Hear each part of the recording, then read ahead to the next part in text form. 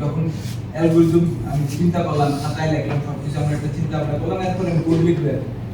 ওই টাইমে আমি ফাইল ক্রিয়েট তো করার কোনো দরকার নেই। আমরা যদি আগে থেকে মানে প্রিপারেশন নিয়ে বসে থাকি, তাহলে কিন্তু আমাদের এটা বেনিফিট না লস?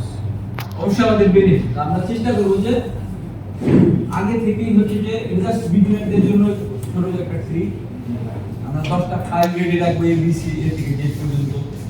বা হচ্ছে যে যারা ইন্টারমিডিয়েট লেভেলে, তারা অলরেডি হচ্ছে অনেক, যারা সি বা সি প্লাস প্লাস করে অনেকে ম্যাক্রো ইউজ করে।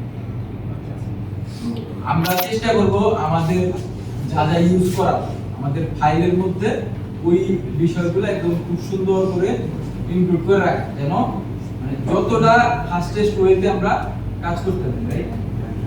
আর হচ্ছে যে আমরা ওই সাবমিশন করার ক্ষেত্রে আমাদের অনেকে পাইথন করবে, সি করবে, সি এর ভার্সন C99 লেখা থাকে বা G++ লেখা থাকে, অনেকে বুঝে না ভার্সনিং বা ল্যাঙ্গুয়েজ সিলেকশন।